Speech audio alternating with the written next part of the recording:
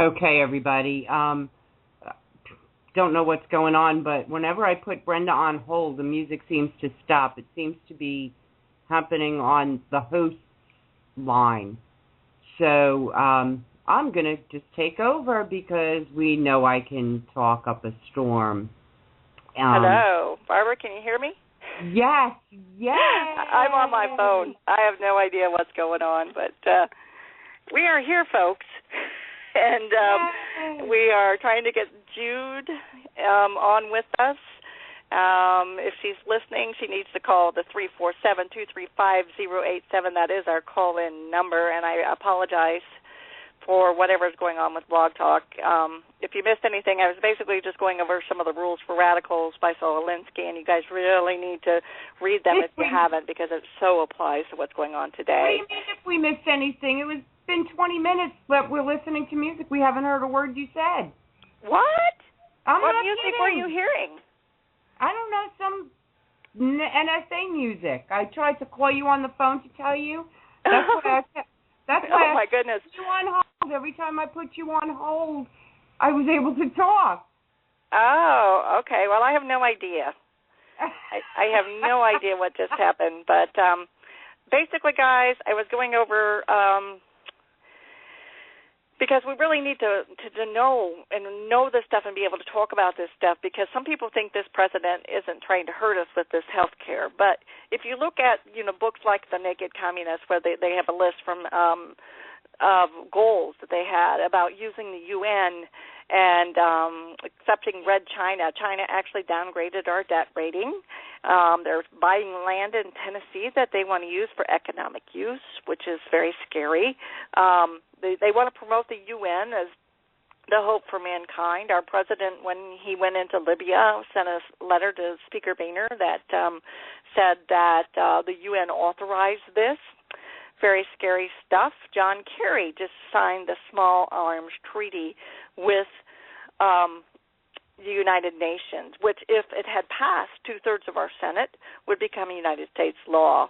And that is scary, as we only had 53 senators vote against it. That tells you that there's 47 of them there that want to put America under the rule of the United Nations.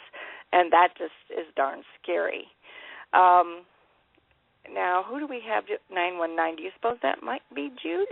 I think Jude is 910.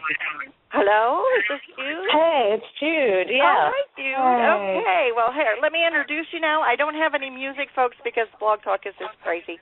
But this is our new co-host. She is a talented cello player and an awesome singer. I had some music loaded. I was going to give you a little snippet. But she's also a veteran, and she is a graduate of Hillsdale College. Welcome, Jude, to the panel.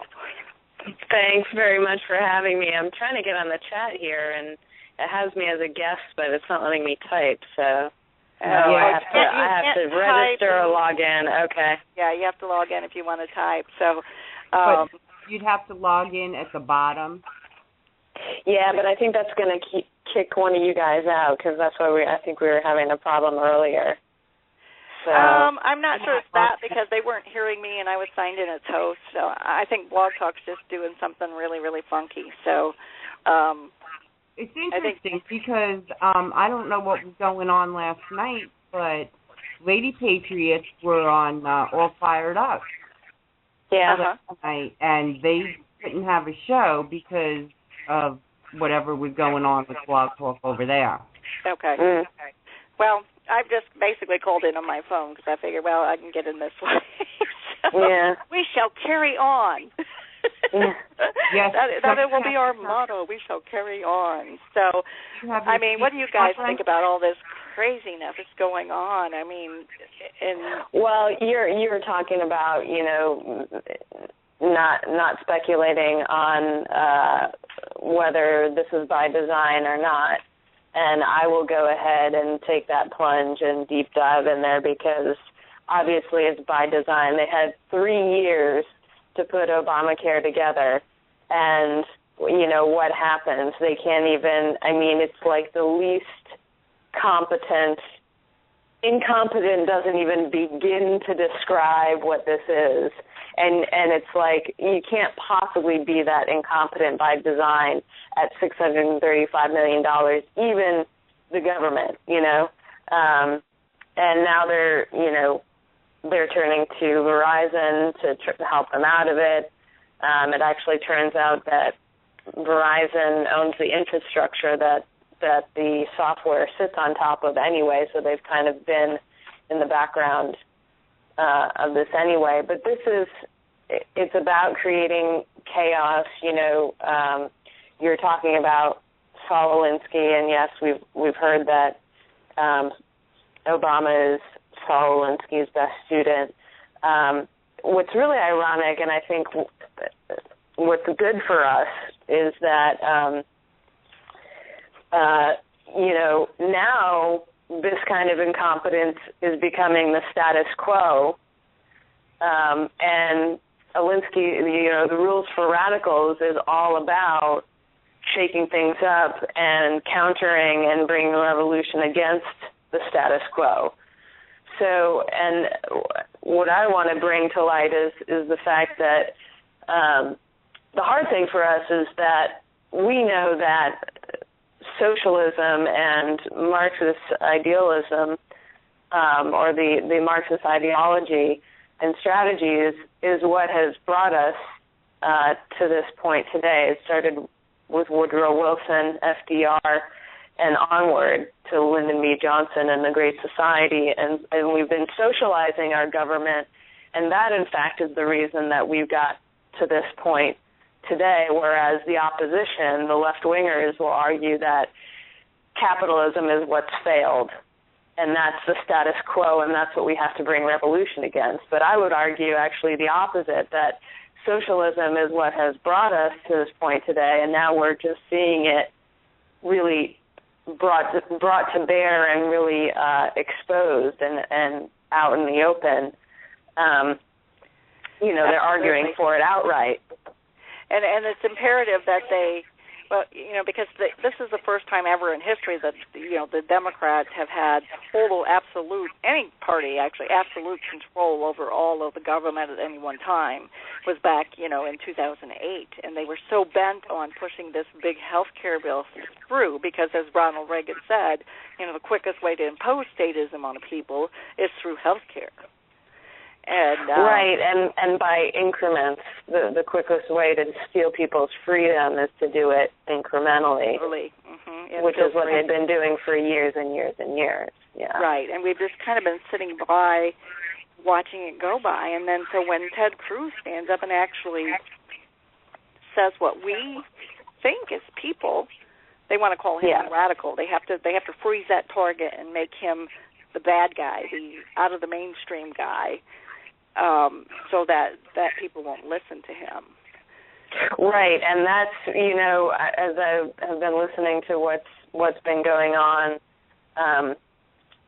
they just, anything that anyone from John Boehner to John McCain to Jeb Bush, whatever they say, do the opposite. If you're a strong conservative, take whatever they say and you can do the opposite and you'll be doing pretty well. They're all trying to say that that's, extreme, taking hostages, all this kind of very highly charged rhetoric against the Tea Party. That Tea Partiers, just substitute the word Americans, everyday Americans, because there's 70. Now I've heard 82% are opposed to Obamacare. This is just people, and that's the thing that they fear the most.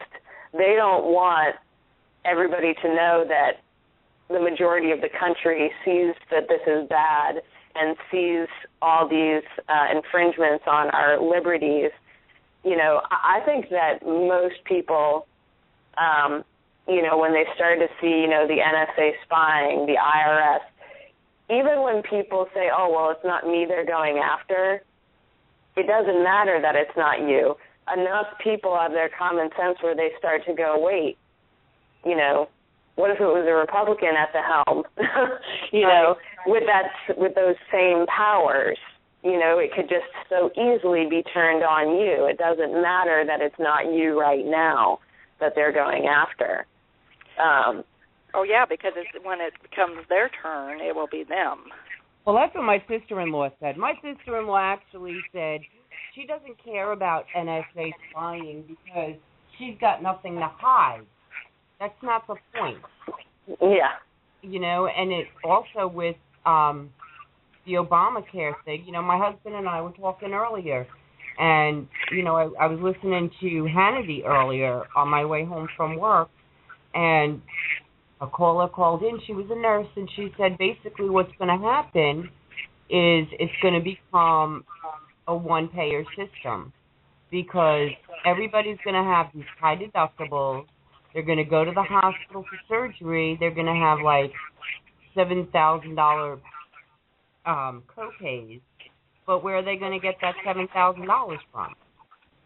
They're not going to be able to pay, and then the insurance is not going to pay until the $7,000 is paid first. Right. Only I'm hearing deductibles like $12,000 for families. Well, yeah, I was just kind of using that as an example because that's what the girl used as an example. But then the hospital. It doesn't even have to get that far. I mean, when I say like this whole incompetence thing with the website is by design. They're already crashing this program, have deliberately set it up to fail so that even before you get to going to the hospital for something, they're already going to be like, people are they're already seeing what is happening right now and will go, well, this is too complicated. We just have to go to a single-payer system. Right, exactly. Yeah. Yeah, and that people is not good, despite what you might think. A single-payer system is not a good thing for American health care. It limits your choice. Americans aren't going to like it. You've got to wait for simple procedures. And we really do have some of the best health care in the world. Our problem is a health care cost problem, which this plan did nothing at all to address. Yeah, the insurance, as I was talking with my mom the other day, and she said, before the 50s, people didn't even have insurance. They just went and paid the doctor, people even bartered for doctor services. If you couldn't pay, it's classic. Even in To Kill a Mockingbird, he pays, the guy pays the lawyer with, a sack of potatoes or, every so often brings some things and he leaves it on the porch.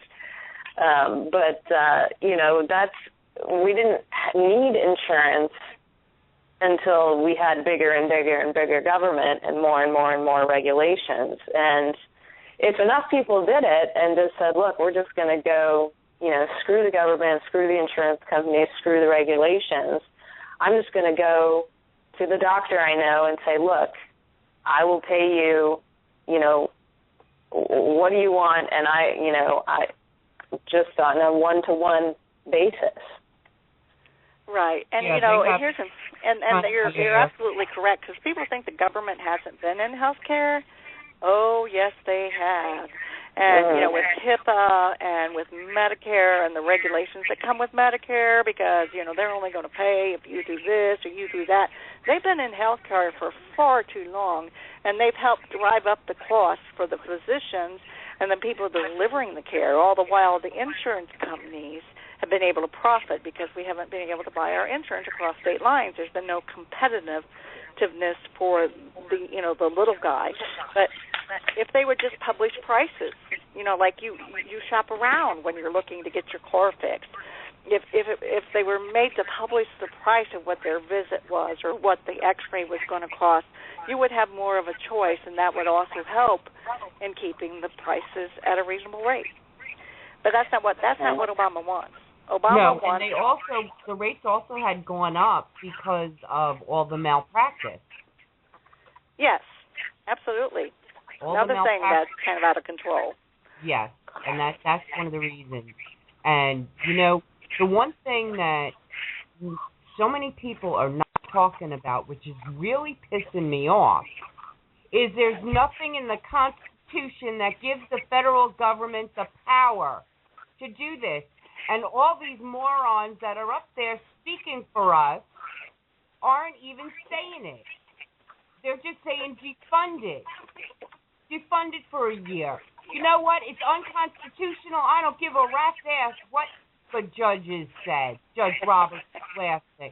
I really don't. It pisses me off that nobody's standing up for the damn Constitution anymore except the American people. And nobody's listening to the American people anymore. They're hired by us. Yeah. And then, actually, Jan Morgan, she should be calling in at any time now.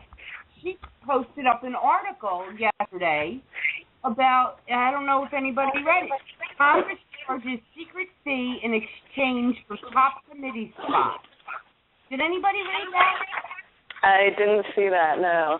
Oh, okay, I'll read it. It says, members of Congress must pay secret fees known as party dues to the Democratic and Republican parties to secure and maintain top committee chairmanships and assignments. Newly uncovered internal practice revealed. The never-before-published list, and then it's Extortion. It's a book from Peter Schweitzer, and it has the memos and documents in the book. Really? This at our expense? This shit's gotta stop. Yeah, Barbara, I don't know if anybody else, it sounds like you're breaking up a little bit to me, or am I the one that's breaking up? It was breaking up to me a little bit too, but I think I get what you're saying. It's totally outrageous. That's why, support Ted Cruz every chance you get on Twitter, on Facebook, Rand Paul, Mike Lee. We got to stand behind these guys, and when they're good candidates, like we had in our press release, that part of the goal, one of the goals of this show is to promote good conservative candidates. Like we've got a great one here in North Carolina, Greg Brannon, who is a firm constitutionalist, and he can quote, article and verse and section, we need people like that who understand the Constitution well and who take that oath seriously to defend the Constitution against all enemies, foreign and domestic. But I think that we're actually I think that we're doing good things, and I heard that Jeb Bush is telling the Republicans to relax a bit and cool off. That's what I'm saying. You got to do the opposite. We need to keep bringing the heat, bring the heat, and keep doing what we're doing. And with the three of us, you were doing this on your show before. Now this is the three of us on the Women Patriots show. We're just now, more voices speaking out and not being silent on any of these issues, and we're not going to quit. We're not going to stop. We're not going to stop talking. We're not going to stop calling out the Republicans. We're not going to stop fighting against them. They're the same as the Democrats, and they're exposing exactly who they are for all of us to see, and we need to call them out at every single moment. Oh, absolutely. And the sad thing is that they, with Rand Paul and Marco Rubio, instead of supporting a Tea Party candidate in the races in Kentucky, they've actually supported the establishment candidate. Which is just, Mitch McConnell, which is just outrageous to me after the way that he talked to people. No, it's totally predictable. He took all that damn money. Yeah, it's totally predictable. of course it's outrageous, but it's totally predictable. That's what they're doing. They want to protect their own power. And you know, when they are fighting the most, they have the most to lose by people returning to constitutional principles. Oh, absolutely. You know, Constitution anymore. It really bothers me.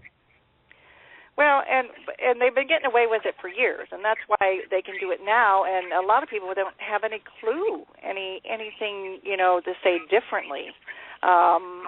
This one guy was arguing with me. Well, he just wants health care for everybody. He doesn't want to harm anybody. How can you say these things? And it's like, people, you know, look at history, read this stuff, because when you start reading these things like The Naked Communists and Rules for Radical and Flowered Pivens, you see that there is a goal, whether it's through Muslim extremism, whether it's through communism, whether it's through atheism, whatever it's through, there is a goal by a group of people to try to bring us down as a country. And Washington is the biggest part of the problem there is, because there is so much money floating around in that place and up for grabs that it just inspires greed.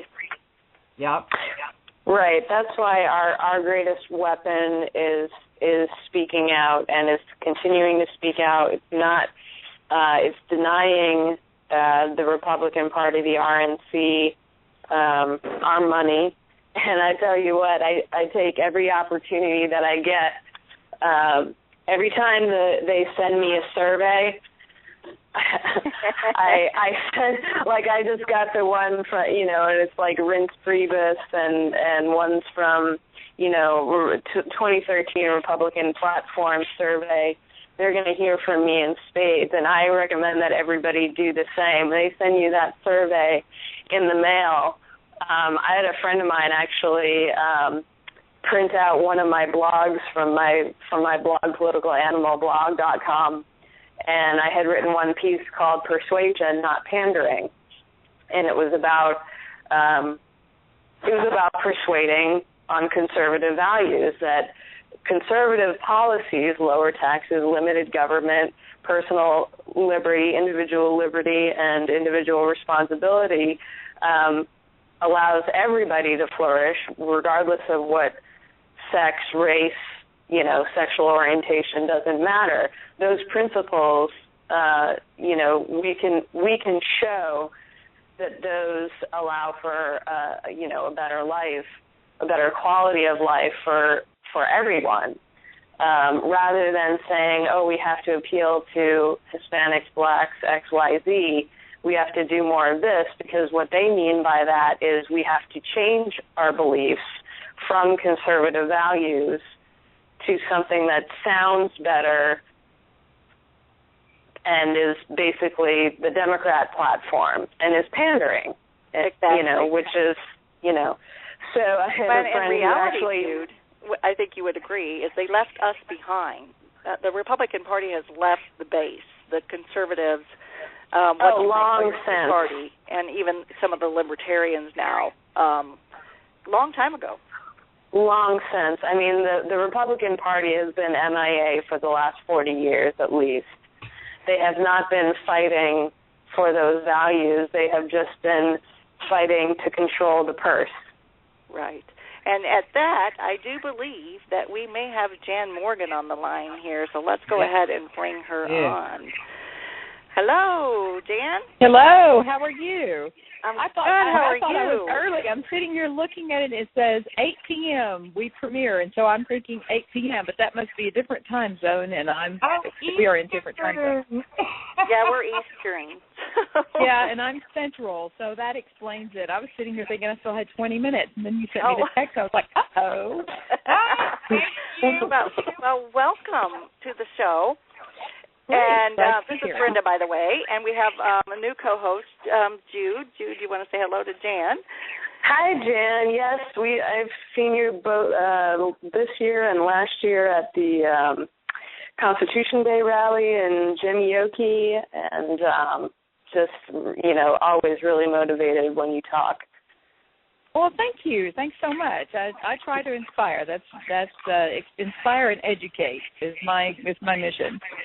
Yeah, absolutely. Very intimidating. And I saw that you were just in Washington, and what I had wanted you to come on and talk about, because this is something big that Americans need to be paying attention to, is the UN Arms Treaty. And I was wondering if you could kind of fill our listeners in a little bit on, this John Kerry business that just went down. Well, the main thing I think that a lot of people are confused about regarding the UN Arms Treaty is the fact that they think, well, because our Senate's not going to ratify it, the Senate's already said they weren't going to ratify it, so we don't have to worry about it. But what people don't understand is there's words in that treaty that basically says it is unlimited, of unlimited duration. So just because this current Senate refuses to ratify it doesn't mean that it's not always going to be hanging out there. And any 10 years, 15 years, 20 years, 50 years down the road, if we get a Senate that is Democrat-controlled, that is anti-gun, all it takes is one Senate one time, and we're in trouble. Absolutely. Because even now, we only had, I think there was only 53 senators that actually voted against it. Right. It's way too close for comfort for me. And the problem too that I'm not sure people really understand is that what this treaty calls for is basically global interference with our guns, and we will have to, gun owners, be involved in global registration. And I'm against registration in my own country, much less registration with some kind of United Nations organization. I don't want my name on any rogue country's list of people who own guns, and we all know that registration can lead to confiscation. So, that we have got to be vigilant and stay on top of this situation, and now more than ever, we have to make sure that the people we elect are pro-gun. Right. Absolutely. Yeah, I have a question, too. What my husband had heard was that the company that was doing Obamacare, the website, was also a company that was working in Canada doing a gun registry. That would surprise me. Because, why Obamacare is tied to...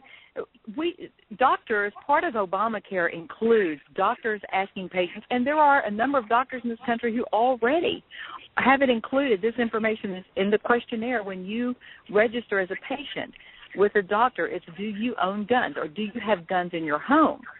And gun owners need to understand that they're not required to answer that, and they should not answer that. And it's not a doctor's business whether or not you own guns, or whether you have guns in your home, or whether you have access to guns. It's none of his or her business. So, Obamacare is going to be, which is also tied to the IRS, and it's all going to be about enforcement and more government control, and we don't need any of it. Oh, absolutely. Right. And not to mention that they're going to be able to, the doctors have this new form now because all of your health information is going to be available to any law enforcement agency if they deem they want it. Exactly. And, here's another thing that people need to think about. And I had already talked with a friend of mine that works for Alcohol, Tobacco, Firearms Disclosure. And she told me that the questionnaires are going to change. And they're going to become even more questions on your basic background checks. One of the things they're going to want to know is if you've ever been on an antidepressant. And there will come a time when doctors in this country will look at you, and if you're on antidepressants or you're wanting to be on an antidepressant, or if you've ever been on an antidepressant, then they will be noting that, and that can prevent you from getting a concealed carry permit. That's what's in the works. We've got a situation with the veterans now in this country who've ever actually gone over and served in combat. There's a push to prevent those folks from owning guns because they can. Our legislators can use the excuse, and doctors can use the excuse that they can have post-traumatic stress syndrome. And look at what happened to Chris Kyle. So they're coming at us from every different direction, and there's so many attacks on our Second Amendment happening all at once that it's almost overwhelming to try to stay on top of it all, because it's every day, every state, so many cities, and then we've got, of course, the United Nations. It's like nobody wants us to have guns. We are seriously in the battle of our lives. Oh, absolutely. Yeah. That's the thing too. In Colorado, they had that recall election senator that they ended up recalling her because she didn't know anything about guns. No, it wasn't just that she didn't know. She was specific. She was for gun control. She was a huge gun control advocate, and they soundly rejected that, and which is great because it shows that there's still hope out there. And with the veterans, and I'm a combat veteran as well, and that's, of course, that we are the next most likely terrorists, according to Janet Napolitano and the Department of Homeland Security, and we're the ones absolutely that they want to disarm first, and they're doing everything they can to destroy the military. The folks in Colorado are turning things around. They did recall 2 of their legislators, and they are working on number 3. When I was a speaker at the Value Voters Summit in Washington, D.C. last weekend. Really enjoyed that. Met a lot of fine folks from all over this nation who are Second Amendment advocates, as well as just strong constitutionalists and strong patriots. It was a great conference. But one of the people who was instrumental in spearheading that recall election was at this conference, and she told me, she said, I want you to come to Colorado and speak to the folks here. We need encouragement. We're excited that we've been able to recall 2 of our legislators. We're working on our 3rd, but, people here just need to hear the Second Amendment message more and more, because, it's what happened to us can happen anywhere, and we're going to have to be vigilant. And it happened while we were busy living the American dream, and then we woke up one day and all of a sudden our gun rights were being attacked because we didn't pay attention to who we were electing to represent us. And that's usually what happens in this country. Unfortunately, people don't pay attention until it starts hitting home. And then you've got to go and back up and try to undo what's already been done. And it's much, much harder. We already have over 20,000 gun control laws in the books in this country, and that's 20,000 too many. And it happened because for too long we've all sat back and allowed it. We've got to stop it, and we need to start working on repealing the ones that are in place, not allowing our government to add more restrictions. Oh, absolutely. Because it's been proven that the restrictions don't actually prevent these things like these mass shootings. Well, no, they don't. No, because they make everybody more vulnerable. The only people affected by gun control laws are law-abiding citizens. The criminals will always have guns. The government will always have guns. The only people who are affected by gun control are law-abiding citizens, and that's been proven. And gun control doesn't work. The places where it's the most strict in this country are the places where they have the highest gun-related crime rates, because there are basically defenseless citizens running around trying to live in those cities like Chicago and New York. So, the stats are on our side, and that's been proven. It's just hard to understand why the liberal population doesn't get that or refuses to get it. They seem to think that if we can just get rid of all the guns in this country from the law-abiding citizens, we'll live in this utopia where nobody will have guns. Right. And I think sometimes they're already living in that utopia in their mind, and instead of the reality of what's out there, People come on my social media pages all the time and on my website, and every time there's a mass shooting, and I pull up my article that I wrote that's called My AR-15 is Not an Assault Weapon. It's not an assault rifle. And, of course, those people come on and say, well, why do you need an AR-15? Why do you need a high-capacity magazine? And I say, well, the last time I checked, it wasn't the Bill of Needs. It was the Bill of Rights. So, that's what we're dealing with, the mentality we're dealing with. And I don't know if they just, they truly don't get it, or they truly just have such a hatred for our Constitution and our Bill of Rights that they just want us to become a socialist nation. I think it's less hatred and more ignorance. I mean, these people truly don't understand. They have no idea what tyranny is.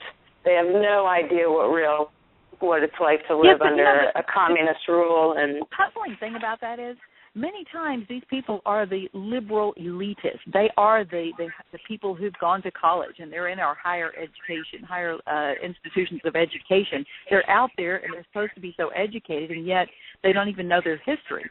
World history has proven that, in the 20th century, 170 million people have been annihilated by their own government after being disarmed. And that proves my point that gun control is about control. It always has been, and they can't gain control if you're an armed citizenry, and an armed citizenry is a free citizenry. That's why we have survived in this country for so long. That's why Japan. You look at other nations and they look at us and they know that Americans, 90 million gun owners, have over 300 million guns in this country. We are a fourth of America. I heard on the news today that one of our House Representatives, Renee Elmers, had a break-in at her house and somebody stole her AR-15. Oh, really? Well, here's the good news in all of this, ladies. I kind of happened upon this article. It seems that Interpol Secretary General Robert Noble says the world may need to consider arming citizens as a way to deter mass shootings, such as the terrorist attack that happened in Kenya. That may be a good thing for conservatives here in the United States, because we can always say, well, Interpol says. Yeah. Well, I think they do that. They do that in Finland or something, where they're required to have a gun, each household.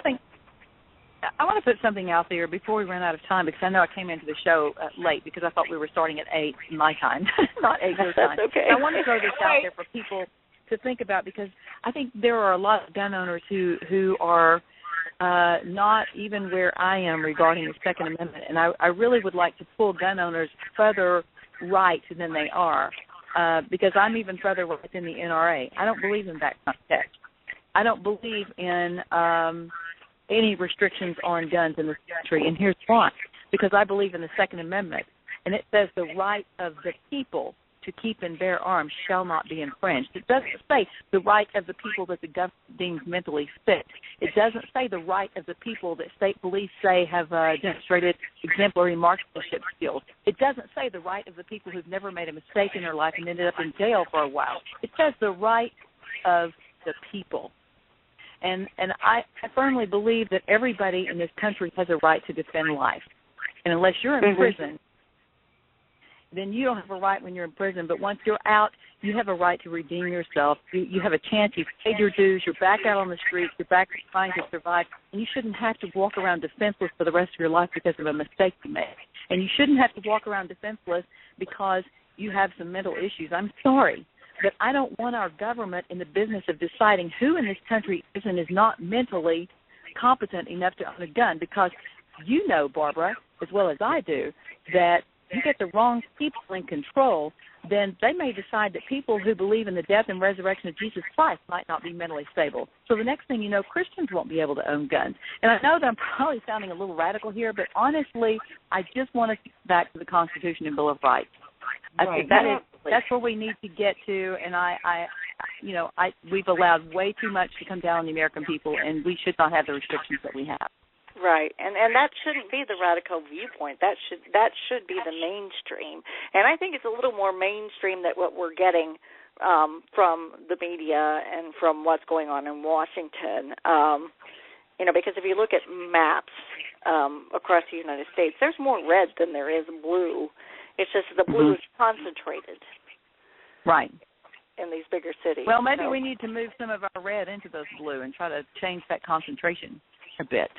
I'm thinking that we're going to have to get on the ground in there and start why walking. Why don't you come to a speech in California? Why don't you come teach a gun class in California? And I'm like, oh my gosh, I can't imagine even going to that state. They have a lot of red in California if you look, but there's just not enough of them to outvote the blue. But you know what? Those people that are there are complaining constantly to me about their gun rights and about what's happening in their state. And the reason a lot of them are still there is because they can't even sell their homes and get out. That's another problem. Yeah. I was just on a little rant before you called in, Jan. I am so sick and tired that nobody up in that government, our elected officials, that don't follow the Constitution. And the more the days and the hours in a day go by, it pisses me off because nobody's saying that. Obamacare, the power of the federal government has nothing to do with making me buy something or them taking something away from me. That's why we have the Constitution. And nobody seems to care except the American people that we don't get much attention because we're just a bunch of wacko birds. Well, actually, this didn't start with Obama, as you very well know. Social Security was a violation of our constitutional rights. Right. Social Security was never meant to be mandatory. It was never supposed to be mandatory. Now they issue you a Social Security number at birth, whether you want it or not. Yeah. And we're not supposed to have to. We're supposed to participate in that if we want to. But what do you think would happen if I go down to the Social Security office today and say, I want everything that I put into Social Security, I want it all now because I'm not going to participate in that anymore. Right. Try that one. See where the IRS ends up. On your doorstep. So. I don't trust my government anymore, so I just want my Social Security back before you all bankrupt it. I want my money back, and I'm not going to do that anymore. Yeah. Actually, taxes are not supposed to be mandatory either. They're and Harry Reid got popped saying it, and he was like, "Yeah, but you have to pay your taxes, but they're voluntary, and not mandatory." Well, look, ladies, the bottom line is this: we didn't get here overnight, and we're not going to restore our constitutional republic overnight. It's going to take time. We've been decades in the making to get to where we are now, and it's going to take decades to get back. But we're going to have to get everybody awake, and we're going to have to get everyone educated so that the enemies within cannot win our elections. We're going to have to start sending people to Washington D.C. to understand that you're going to abide by the Constitution, and you're not even going to vote on anything. Nothing even comes to the floor unless it has its constitutional muster. Therefore, we're not going to have any issues like Obamacare out there. And, get back to educating our own kids or defying our public school education system that has been brainwashing our kids for decades that we've allowed because we haven't been paying attention to what they're teaching our kids. All right. We're going to have to start back at ground one and do the same thing that the left has done for decades. We need to look at what they've done and how they have brainwashed our kids and taken this country away from the good citizens of this country, the good conservative citizens, constitutionalists of this country, and we're going to have to take it back that way. Yeah. I was actually, I read a little earlier the article that you posted yesterday about the dues that they pay to the right. Really? Yes, the whole system is so corrupt. Our system is it is out of control. It's corrupt, and we need to clean house. Being a representative, being in the Congress, the United States Congress, being in the House and the Senate should not become a career for anyone. It was never meant to be that way. We need to send people in. They need to be real people, average people, who know what it's like to live from one paycheck to the next, who know what it's like to run a small business, who know what it's like to survive in this country, in the real world, instead of people who've been in Washington, D.C. so long drawing, serious checks off the taxpayers' backs, who don't have a clue what it's really like to live out here in the real world and survive and try to run a business that's over-regulated by the EPA, by the government. But, these small businesses are just choked to death, and what's scary is, as I'm doing speeches around the country at Second Amendment rallies, and I'm doing a lot of traveling by air, but I've also done a lot of traveling by car. And my husband and I were driving. We drove through about 8 states one day, going from one point to another. And I looked at him and I said, it's like a ghost town. There are so many manufacturing companies shut down now. We're not manufacturing in this country anymore. What happened to that? Well, I'll show you what happened. The United States government has overregulated and taxed businesses to death, where it's either cheaper to run your business from China or somewhere else or just go out of business. Right. Absolutely. Absolutely. We've got a lot of and this country to is do. built on small businesses. I mean, exactly. 70% of the jobs are the small businesses, and it's really scary. And you're absolutely right about the out of touch, and this is why, and they like their money and they like their power, and this is why we've seen such a backlash against Ted Cruz and Mike Lee and the Tea Party, what they call the Tea Party, in Washington, because they're threatening the very honey pot that these people have been drawing on for years.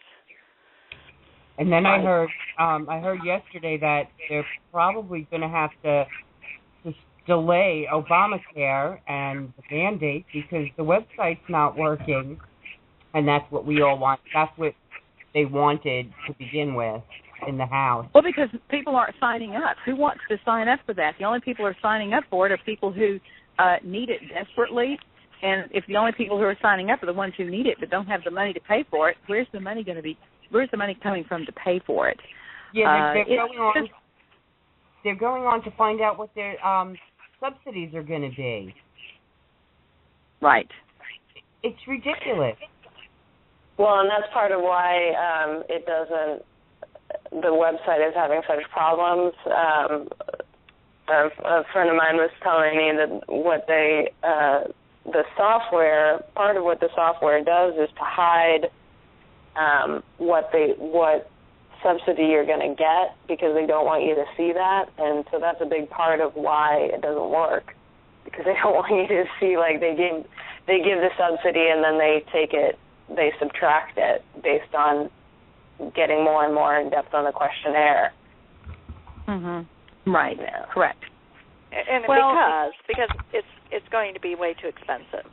And so that's why, instead, if it was really a good product, you put it right out there out front. Here's what you'll pay, do your shopping, and then give your information. But no, they want to get all your information so that then if you don't sign up, they're going to come and take your money at the end of the year. Yeah. So you're absolutely right, Jude, in that they designed it that way. Yeah, it's designed to fail so they can say we really just need a single-payer system. We tried this, and rather than going to a true free market system, which we currently don't have and we haven't had for a long, long time, which is the direction that we should go to really open the markets and go to a competitive system and take insurance down a bunch of notches and make them all but irrelevant. That's the direction that we should go. But what they're going to try and persuade, and they're going to be successful, especially the low information voters, is to say, oh well, that it's the system that doesn't work. We need a single payer system, and everybody has to be on it, and then we're all screwed. And there again, it's unconstitutional for all that mess. Right, and that's why we have to support people who understand the Constitution, and you know exactly who they're afraid of. Whoever they scream the most about, that's the one we need to be backing. Absolutely. Yeah, if you're on the right and they're not attacking you viciously, you're doing it wrong. Right. I also heard that the Obama administration is going to sue those who tried to stop or defund Obamacare to cause the shutdown. Jan, say that again? They're going to sue the people. I don't think that Ted Cruz is worried about what the Obama administration tries to do to him. I don't think. No, he went back to Texas and he was going to go do what people sent him to do. Yeah, look, ladies, here it is. Go ahead, Jan. Okay. Everywhere I go, and I talk about what's happening in our country, most of the people at these rallies and at these conferences, we already know what's wrong.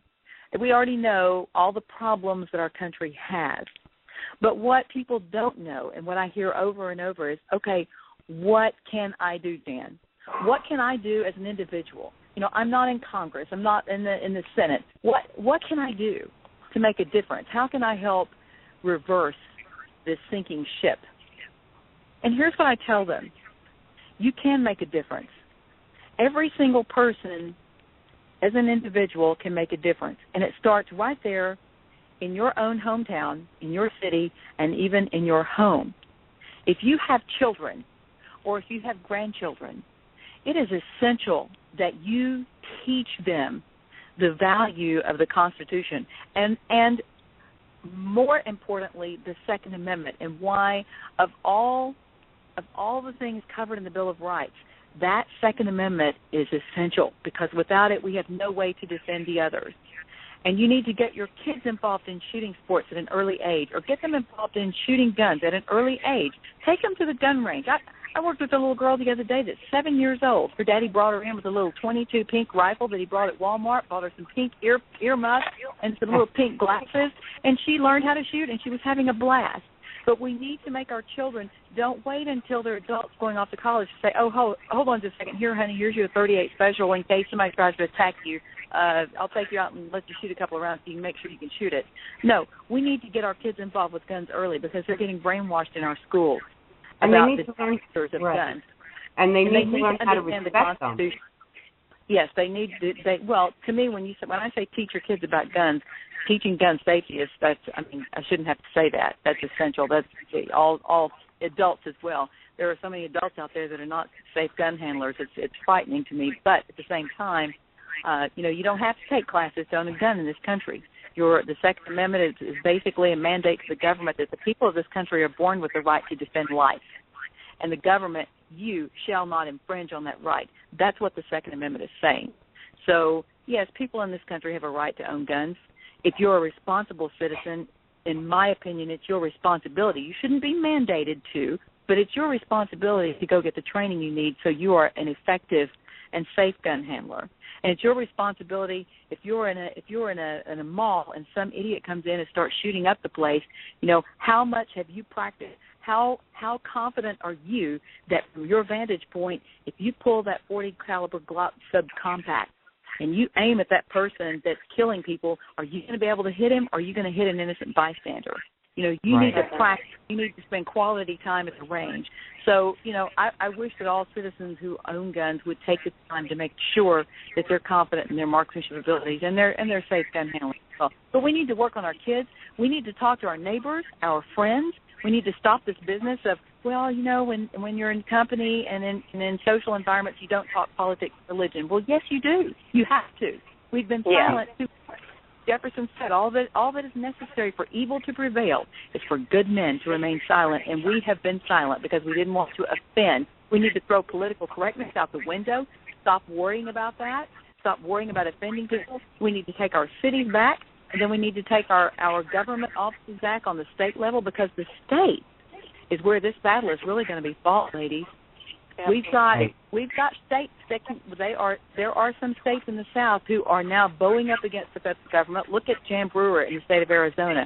We've got a guy running for governor in Arkansas, Curtis Coleman, who's already organized a coalition of 10 governors in the South who have said, we will stand up to the federal government. We will be the barrier between the federal government and our citizens, and we will represent the citizens of our state to the federal government as sovereign states. And we will not let the federal government tell our citizens whether or not they can own and can't own guns. Many of these states have already passed the Firearm Freedom Act, which basically tells the federal government, if you come into our state and try to enforce your federal gun control laws, your federal agents will be arrested. Yeah, I know. I love it. Isn't that awesome? Yes.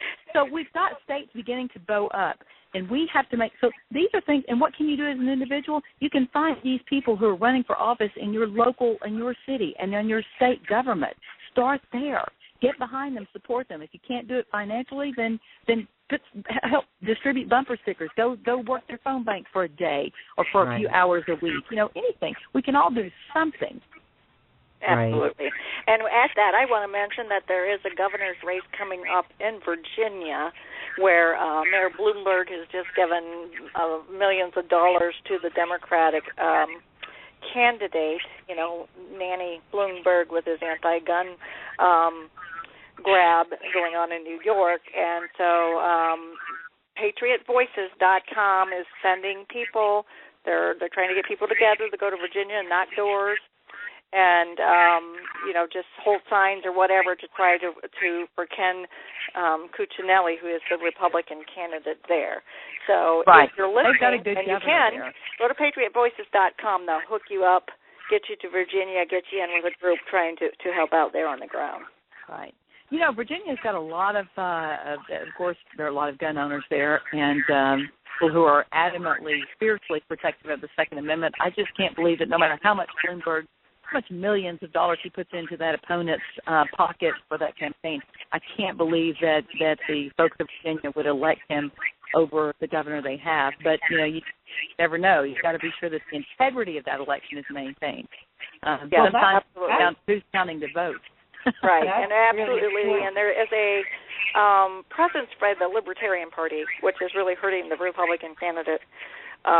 So it's going to be a battle, but it's one that we can, if you can get involved in. Like I said, just go to PatriotVoices.com, and they will hook you up. So I'm actually heading there myself, November 1st to the 3rd. So that's, and Jan, I hear you're going to be in Florida. Is that going to be your next class? Yes, my next speaking engagement is at the Women Impacting the Nation conference. I'm going to be speaking at that conference. It's a 2-day conference, November 15th and 16th. I'll be speaking at that conference on Saturday morning, the 16th. I'm doing a gun class Saturday evening from 7 to 9 p.m.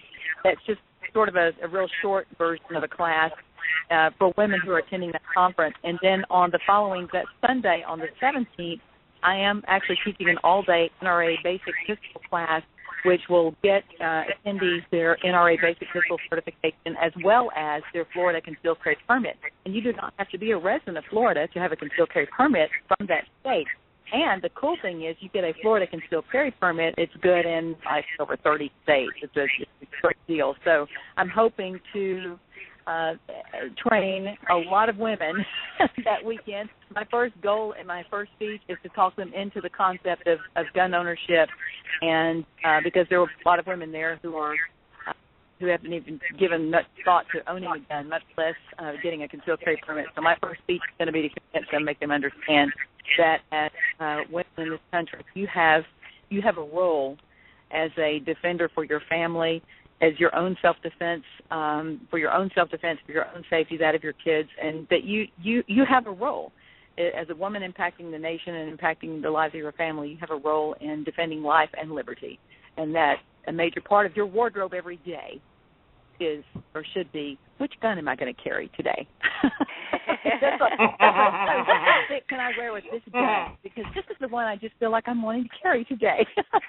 So just change it with your purse. And there are a lot of women. I met a number of women in Washington, D.C. Some of the women in D.C. last weekend are going to be at the conference in Florida, and they were telling me, well, I have a gun. My husband brought me a gun a few years ago. I said, well, what caliber is it? Well, I don't know. It's little. And I said, have you ever shot it? No. Do you know how to load it and unload it? No. There's a lot of that. Okay. I really want to empower women to take ownership and bond with their gun and understand the importance of being a responsible gun owner. So I'm working on convincing the ladies of this nation through my program, Armed American Woman. Do you have a favorite? This is Jude again. And do you have a favorite holster or supplier for accessories? Ooh, that's a dangerous thing to ask me because there are some sponsors on my site. I have to be real careful. I will tell you this, that Sneaky Pete has a new holster. They aren't even a sponsor on my page yet, but I do like the holsters that they've come out with because it doesn't even look like a holster. It looks like something you would hold an iPod in or an iPad or it's the coolest thing you want. Oh, I see. Yeah, and I tell women all the time, I carry 2 guns on me at all times. 2, not 1. I usually have a Glock 40 subcompact Model 27 in my purse or on my hip, and I usually have a .380 on my ankle, and a tactical knife, at least 1 in my purse too. And they're not with magazines separate. They're loaded, they're ready to go, and they're chambered. So that's the way I carry. But holsters are a big problem for women because when you work on your figure, you don't want big bulgy. You don't want to wear big bulky clothes. Exactly. You, and you don't want to wear anything fitted, and you got this big bulge coming off the side of your hip. So it's been quite frustrating for women to try to have a way to carry. A lot of women do carry in their purses. That's nice, and I do carry in my purse, but just in case somebody grabs my purse. Which one of the things I teach in my classes, in addition to just gun knowledge, is self-defense. We have some techniques that we share with women. If somebody grabs your purse, how to keep taking it away from you and taking your guns in your purse. You can't let somebody get your purse. So we actually we've got a concept on how to use a purse for a weapon, so you can get yours out. We teach some hand-to-hand combats and things for women to use that give them just a couple of seconds. You can't physically take on, unless you're a ninja, you can't take on a man that's twice your size. But you can use his own body weight as leverage, and you can take him on for a couple of seconds, long enough. There are some things that you can do that are gonna cause him intense pain. It'll give you a couple of seconds advantage to grab that gun. So. And if we teach women how to keep somebody from taking a gun away from you, if they weren't smart enough to start pulling the trigger when they grab it before they grab it, and we've got a technique that we share with women on that too. But I tell women too that fanny packs are great holsters. I know that you look like a nerd. Women think, oh my gosh, those are you look like a tourist nerd. But a fanny pack is almost a way to open carry, because there you've got that fanny pack right there hanging on the front of your outfit. Who would ever think that that's a holster? But I carried a 1911. I carried a Kimber 1911 in mine before, and nobody ever had any idea that right there in that little front fanny pack was a Kimber 1911 45. So, that's a wonderful, and I don't care what people think about the way I look in that respect. If I want to carry a gun, I don't want to carry a purse hanging off my shoulder. I like having that fanny pack right there. And, so. Anyway, and I'm working on developing a holster that women will like. That's one of the things we want to do with Armed American Woman, is develop a holster specifically for women. I don't like the bra holsters. I know a few women that use them, but I personally don't like those. It seems a little weird it's almost just as cumbersome as going into your bag as it is to grab under your shirt. Right. My goal, ladies, is that we will restore this country to the extent that one day all states will be like the state of Arizona, where everybody's walking around with guns on their hips, and openly so. And we don't have to, nobody thinks of it. It's just, this is the way we live. And nobody has, constitutional carry would be wonderful in every single state. That's what I would like for us to get back to. Absolutely. And then we could have those real decorative belts and just have our little it wouldn't be an issue. We could get bling on our holsters and everything. I mean, then we could get them we could get them to match our outfits. That would be awesome. Well, we want to thank you, Jan, for calling in and spending time with us and being informative for our guests. Because, absolutely, I enjoyed it, and I'm so sorry that I was about 20 minutes or 30 minutes late. But I once again, we had a time zone difference there, and I was thinking 8 p.m. my time, but it was, which is actually 7 p.m. my time, 8 your time. So sorry about that. That's okay. That's okay. We get sometimes confused ourselves. So it's like, what's next time? We're just glad that you did make it, and thank you for joining us and sharing your knowledge and inspiring us all. You bet. And congratulations on your new show, and good luck with it. Anytime you need a guest, just give me a call, okay? All right. Thanks, Jan. Okay. Thank you. Bye-bye.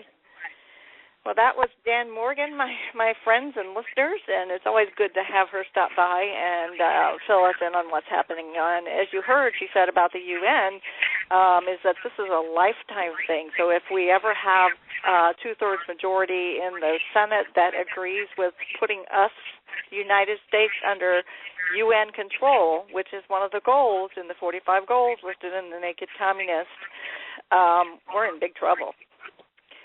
So we need to stay vigilant and start working on getting some more Ted Cruz's and Mike Lee's and these people into Washington. The Washington establishment is scared, and this is why they're attacking, including the Republicans are attacking, is because he's hitting a nerve up there in Washington. He's not abiding his place. Right. They hate that. They're such they're such snobs, you know. It's this whole thing of they would love nothing more than to return to feudalism, where they are the nobles and the plebes, you know, the serfs, the common unwashed, just, you know, pay their tithes and work the land for the nobles. You know, they just want the power. There's nothing conservative. There's been nothing conservative about them for a long time now. They just want the power. What do you guys do with Jan? What's that? What did you do with Jan? I was screening a call. Oh, well, she just hung up. Oh, she might have just got disconnected. Yeah, what do we got online? We have Ann Eden on the line. Okay. Oh, that's my mom! Well, I just, because all of these things, being brought up in Newton, Massachusetts, a bedroom community for Harvard, MIT, on and on and on. I don't know if you know what that means, but have gotten this stuff practically, not with my mother's milk, but the kind of sort of assumptions that a teacher, when we were first, we were 13, 11, and 12, 13, when they were bringing on the new math, the response was, your family can't teach you anymore. I mean, this is going back to the 50s, okay, where they were disabling parents, disabling homes. You can't do this. You can sit on the sofa and drool. Us parents, my parents, and the assumptions that have been sort of dribbled in little by little by little. One of the things you can do I have let's see, what is it? World Book encyclopedias going back practically to the year 1, and you look up anything on guns, and you see little by little how they incrementally disabled people to why you can't have a gun. And I mean, there are so many things on Lifetime.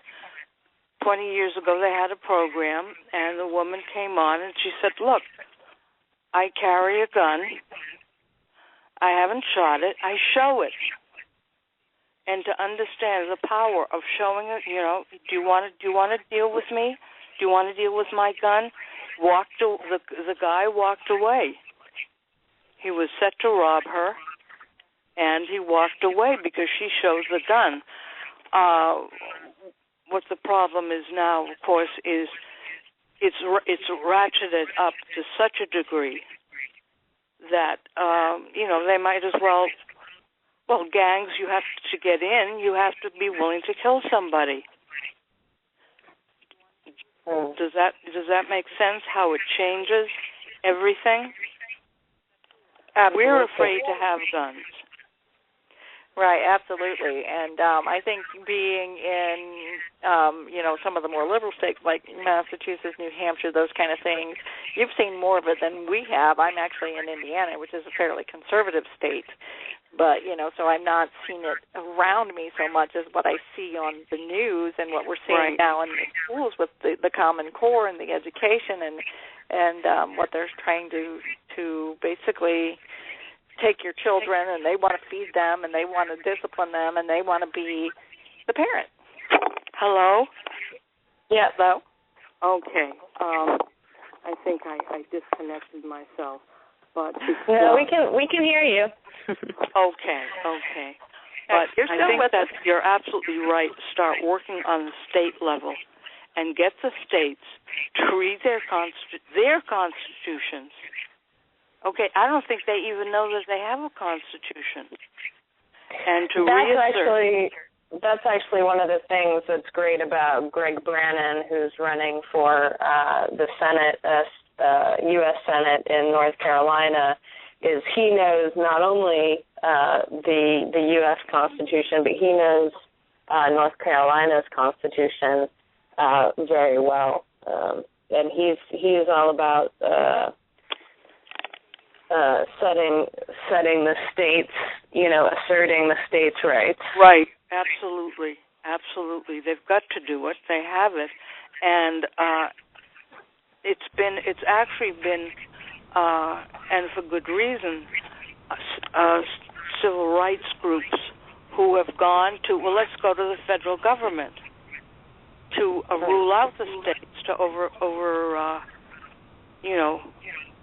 rule them out. And, just to look in school kids and also churches. And I was surprised here in Hillsdale how many people, well, we can't say that.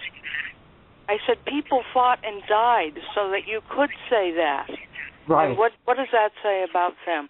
Think of what people went through to get these freedoms. And Rush Limbaugh's grandfather has a beautiful piece on his website of his 4th of July speech of what those men went through. We see the sort of the movies, it's all kind of glorious and not so bad. Horrendous suffering, horrendous brutality. And that was so that we could open up a mouth and say what we think.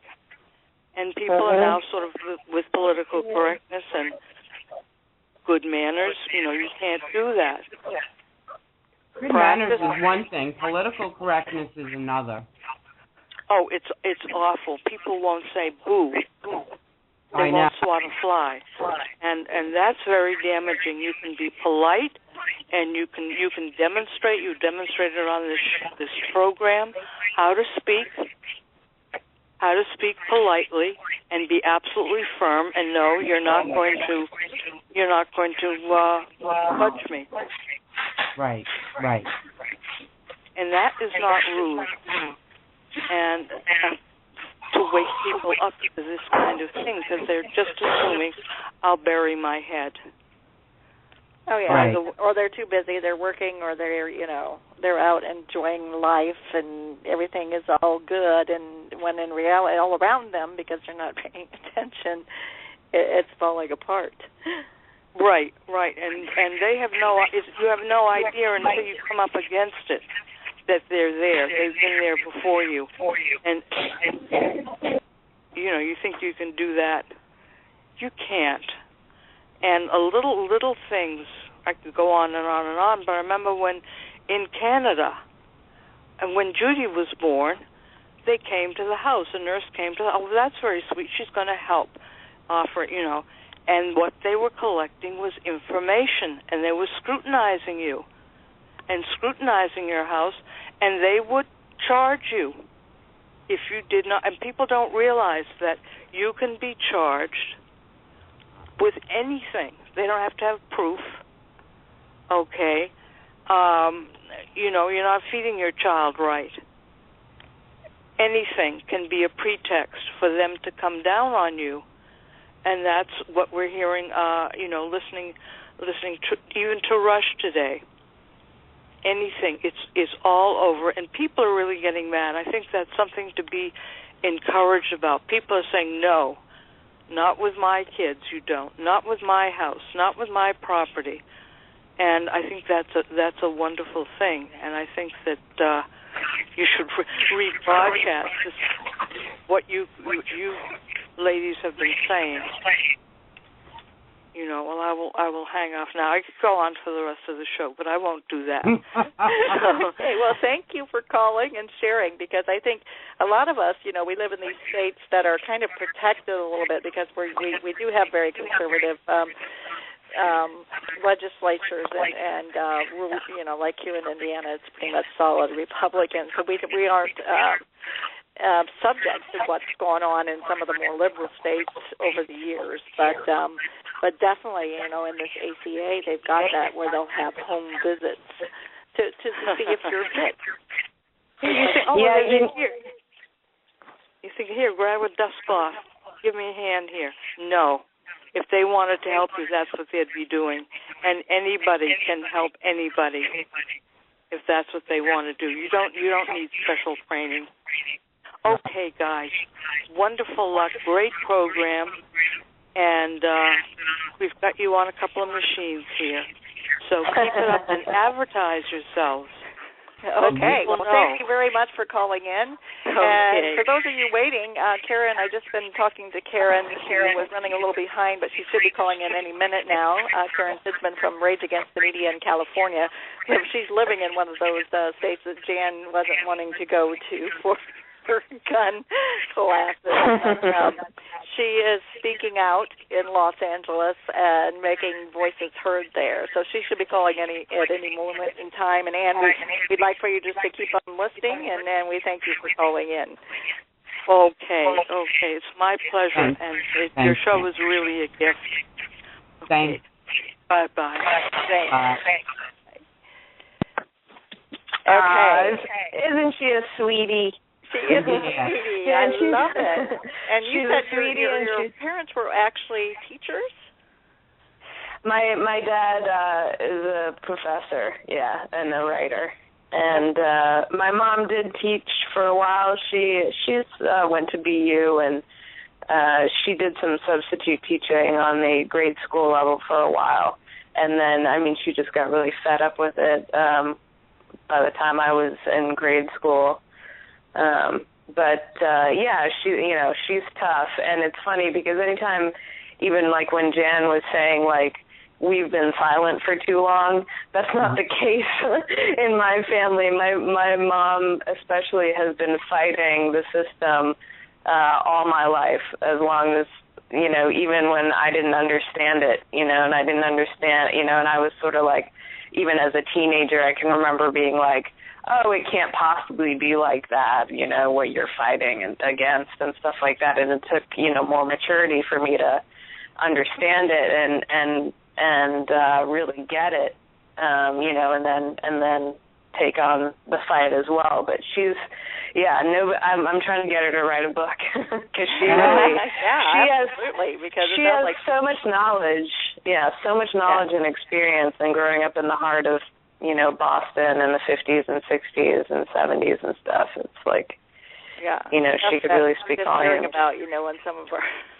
here in the Middle West. But here we have Karen on the line, so let's say hello to Karen. Hey, Karen.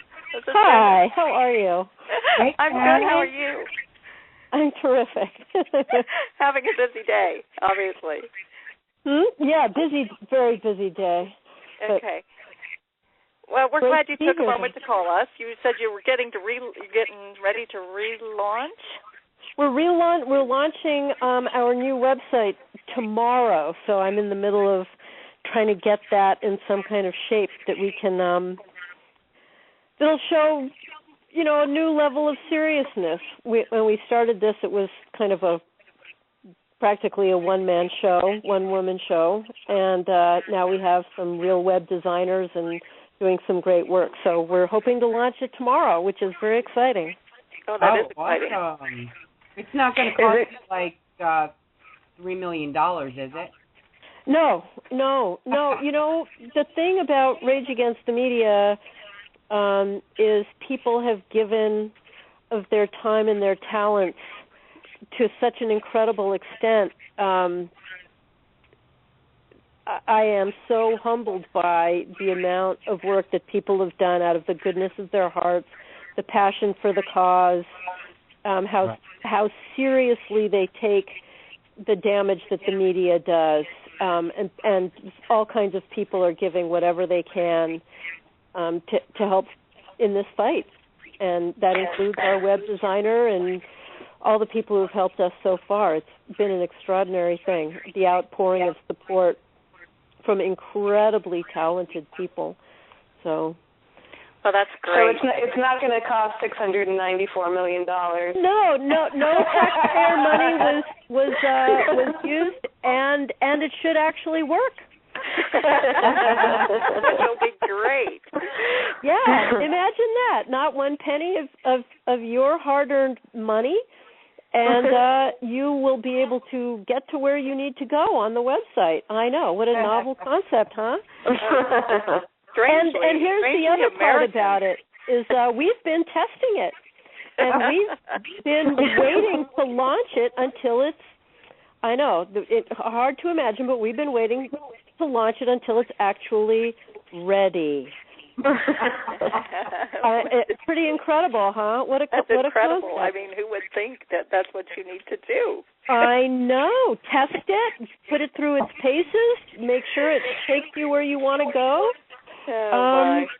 Yeah, and we've been delaying the launch until it is ready.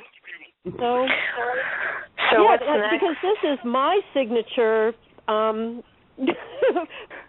endeavor, and I wanted to reflect well on what I do and what everybody behind me is doing. Do you mean to say, Karen, that you have some skin in the game? I know, what an odd thing, huh? What a concept. Yeah, you mean it really matters to me. Do you mean to tell us that you will feel responsible if something goes wrong? Yeah, I think I am saying that. I wasn't even elected to represent anybody. I wasn't even elected to put forth, anything. And I still feel responsible to people who look to me to do this, or who look to Rage Against the Media to accomplish something. Weird, isn't it weird? Wow, what a Very rebel! Strange. You're so radical. Radical. Well, tell us, Karen, because we've actually been off the air for a couple of weeks, and we went through this shutdown. And what do you think of the media coverage? It's so astonishing on more levels than one can even begin to imagine. That the lead up to the shutdown, how it was all going to be Republicans' fault, right? I mean, the president said, I'm not going to negotiate. Right. And then somehow it's our fault. Yep. And by our, I mean anybody who's not a Democrat. Right. What we saw is our representatives, we saw a lot of division, and that was very ugly. One faction of Republicans, another faction of Republicans. But what I take from that is we are the party that our representatives do represent us, and they are the party where their representatives march in lockstep with what the president tells them. For not one Democrat to actually represent his or her constituents is astonishing to me. We've never seen, since its inception, a majority of Americans wanting this thing. Right. And yet, no Democrat has stood up against it. And we've had, on the Republican side, some stepping up against it more than others, some caving more than others. But at the end of the day, such a cliche phrase, but at the end of the day, what we saw was it is the conservatives, the Republicans, standing up against this juggernaut of a law that even the president doesn't bother paying attention to, and willing to take such a stand that winding up shutting down, what was it, 17% of the government, right? So 17% of the government is non-essential. This is so. Why do we have them at all? And then how it was implemented, shutting down open air memorials, and a lot of people they've spent more time keeping people out of our memorials and our national parks than at the border.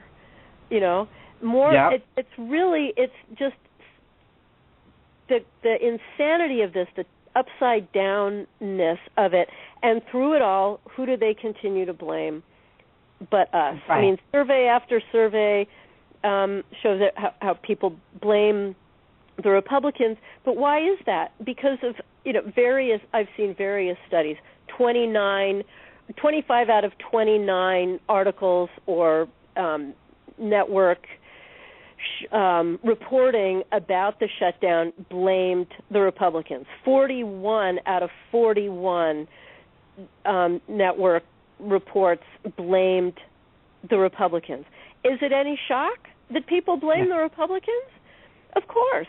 And this is why people say, Rage Against the Media, that's really stupid. Nobody watches those things anymore. Yeah, they do. Yeah. Yes, they do. And unfortunately, it's the either no information voter or the low information voter. And it's actually, and this is what frustrates me. It's not just those. It's people who do watch the news. They do watch the news. So they're really looking to get the news. And the reality that's crafted by the networks is the reality that, they turn off the TV and go to bed. The reality that they walk away with is it's the Republicans' fault. Yep. So they're not even ignorant. They're not even not caring. They're not even apathetic.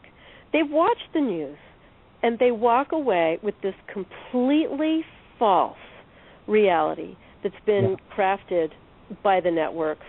And that was just the shutdown. Then we had the divisiveness about Republican versus Republican. We have how Ted Cruz has destroyed, everything. And it really, my new mantra has become imagine honest journalism. Because our worldview, every American's worldview, would be completely different. It would that needs to be a bumper sticker. You need to make that a bumper sticker. Isn't it true? Sell it on your website. Right, Absolutely. right. Imagine honest journalism. From, think back, the Zimmerman travesty, let alone everything about Obamacare, let alone everything about the senator from Illinois back when he was running the first time. Real reporting about Sarah Palin versus reporting about Joe Biden versus, the disparities have been shocking in their dishonesty. Just one thing after another, and that includes the shutdown. And now what I have become even more concerned about is they've always demonized the Republicans, but it has gotten so much worse. We're jihadists, we are terrorists, we are holding various things for ransom, we are out to destroy this country, not just Tea Party, because they've been saying that about the Tea Party for a long time, but about the Republicans. This is behavior of the likes that we really haven't seen in this country, I don't think, ever. And any nation where they pick a sector to blame absolutely everything on at every opportunity, that's us. And it has never ended well. They are doing everything they can to destroy the opposition party, the alternative voice, everything possible. And it is, I find it terrifying. It's Pravda. It's total propaganda. And what's really sad about it is that if the Republicans, the establishment Republicans, would make the argument, it would give the media a much harder time. Right. Because they have mics stuck in their faces all day long. Right. John McCain has a mic stuck in his face every other freaking hour, Right. And they're not making the arguments. If they were making the conservative arguments, if they were taking the message, they could take the message to the people if they wanted to. But instead they have chosen to attack just as much because, as we've been saying this entire show, they are protecting their power. They will be vicious. The more vicious they get, the more we know we're doing the right thing. And people like Ted Cruz are doing the right thing, the more viciously they're attacked. Because if you're not being attacked and you're a conservative, then you're not doing it right. Right. Right. Because it is our role to be an opposition party. It is our role to stand up against really the tyrannies that are being imposed upon us. And you know, I've been saying, if we don't stand up now, if now is not the time, I simply can't imagine when else would be.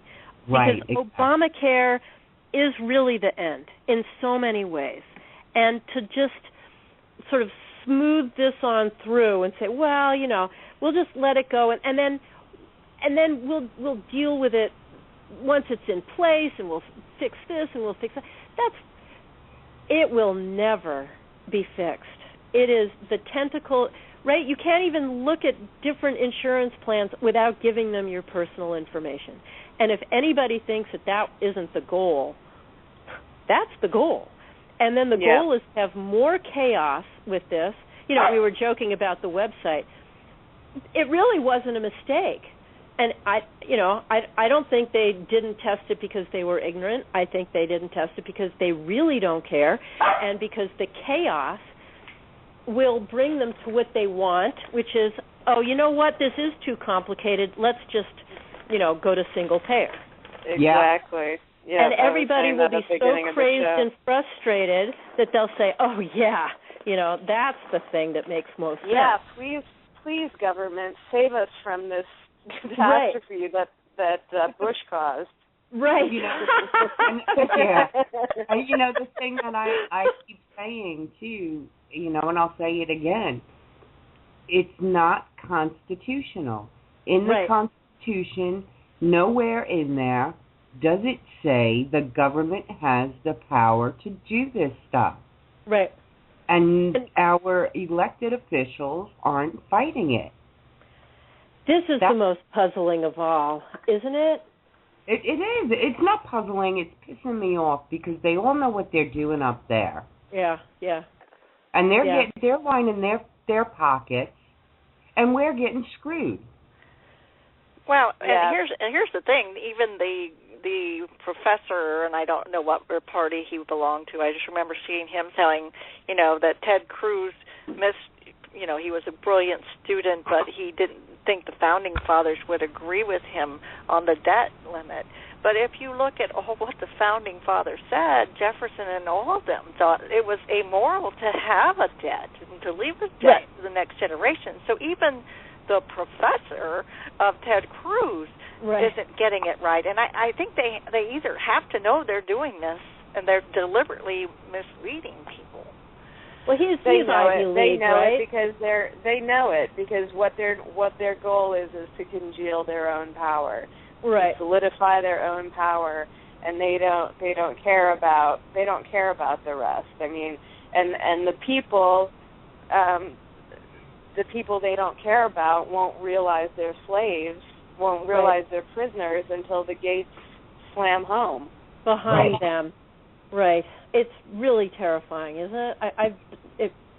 Exactly. Well, it really is all about their power. Pardon me? Yes, that's why we're here. That's why we're doing this, and we're not going to be silent. And that's why it's so great putting this together. More and more voices are being raised. So even while we are sounding the alarm about these things and talking about how scary it is, we have these incredibly strong people like Karen, like Jan, that